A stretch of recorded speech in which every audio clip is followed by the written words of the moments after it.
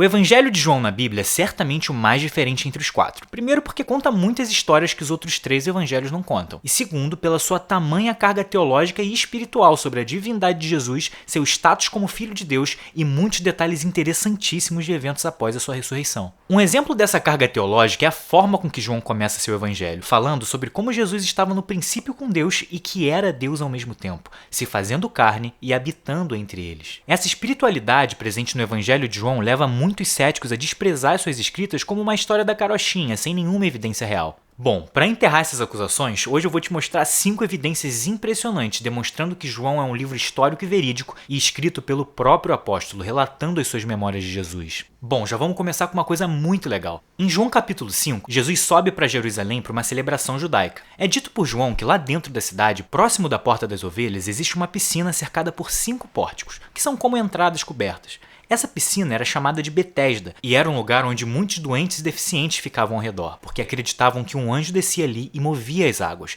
e aquele que entrasse primeiro era curado. É na margem da piscina de Betesda que Jesus cura um paralítico em pleno sábado, causando ira nos fariseus. Essa descrição tão bem detalhada que João dá do tanque de Betesda foi uma questão de dúvida por muito tempo, justamente pelo fato de nunca terem achado em Jerusalém essa bendita piscina.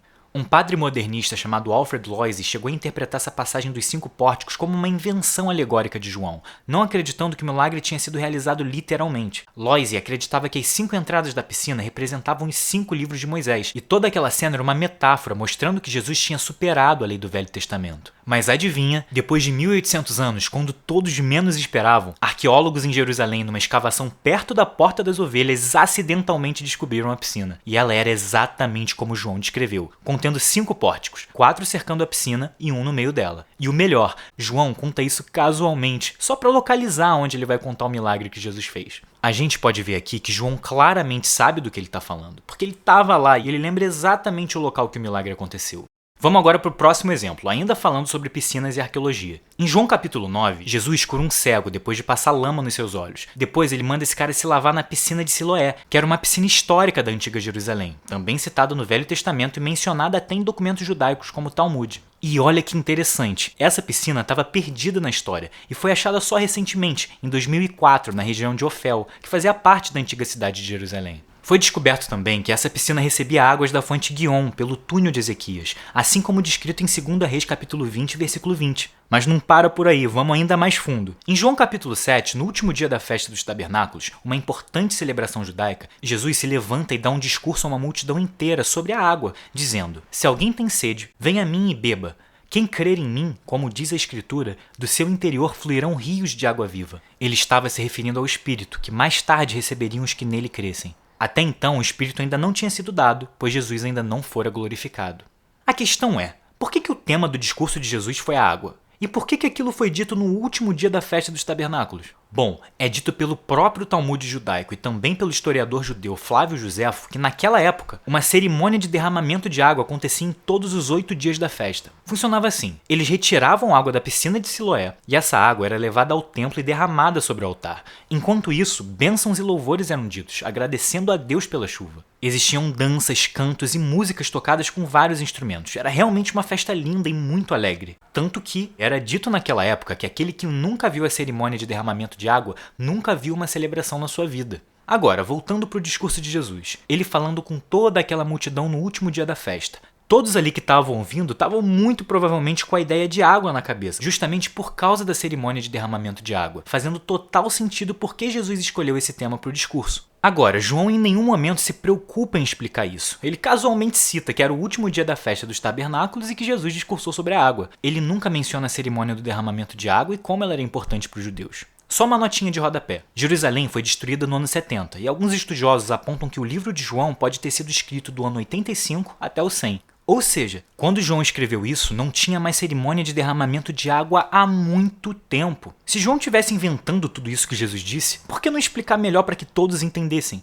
A esse ponto, a audiência que lia o Evangelho segundo João não era apenas mais de judeus da antiga que se lembravam da cerimônia, mas sim também pessoas mais novas que não se lembravam da antiga Jerusalém, assim como não judeus que nunca ouviram falar dessa cerimônia. O mentiroso faz questão de parecer ter credibilidade e informação. Ele nunca quer deixar pontas soltas. A resposta de tudo isso é simples. João não explicou porque ele estava falando a verdade. Quando você lê, a sensação é que é só alguém contando as suas memórias do que realmente aconteceu, sem a preocupação de explicar e elaborar cada detalhe. Isso é escrito como um documento histórico, não como ficção. Tá, vamos para a nossa próxima evidência. Abrindo em João capítulo 10, a gente lê que Jesus passeava no templo de Jerusalém, e é nesse momento que os judeus o cercam e perguntam se Jesus é realmente o Cristo. Isso abre uma grande discussão, o que leva Jesus a falar a famosa frase: "Eu e o Pai somos um". É aí que muitos céticos mais uma vez tentam descredibilizar João, pelo seu tamanho foco em espiritualidade e teologia. Mas espera, vamos voltar um pouquinho. João se lembra tão bem dessa discussão que chega a falar exatamente aonde e quando ela aconteceu. Ele diz que era inverno, em período de festa da dedicação, que era uma outra celebração muito importante para os judeus. E Jesus passeava mais precisamente no Pórtico de Salomão. Bom, se a gente pegar por outros documentos históricos, como escritos do historiador judeu Flávio Josefo, a gente descobre mais detalhes sobre esse pórtico. Era um pátio coberto e sustentado por colunas que ficava no lado leste do templo, que foi construído pelo próprio rei Salomão. Vemos então que João relata de memória a discussão de Jesus com os fariseus, no inverno, ali debaixo do pórtico de Salomão, o que faz todo o sentido, uma vez que ali seria muito mais cômodo para todos ficarem, dessa forma se protegendo do vento gelado de inverno. Esse mesmo pórtico que João relata também acabou sendo usado como lugar de reunião entre os apóstolos, assim como descrito por Lucas no livro de Atos. Muito provavelmente, pois era de fato um lugar onde Jesus costumava ensinar. Agora vamos falar um pouquinho de geografia. Num vídeo passado eu falei como que Lucas, o autor de Atos, é um historiador preciso e talentoso. Ele sabia do que estava falando porque estava lá quando tudo aconteceu. E quando não estava, ouviu de quem estava.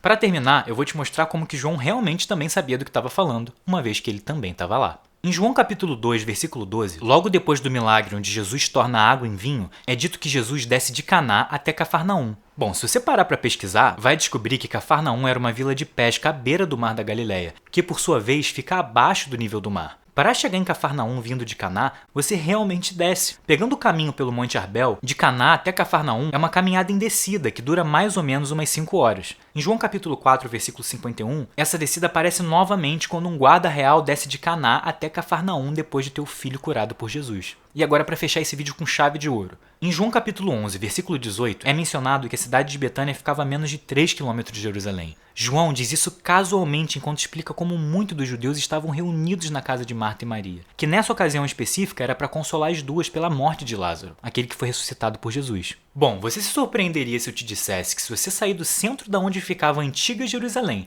e andar até a antiga Betânia, você andaria mais ou menos isso? Cerca de 3 km?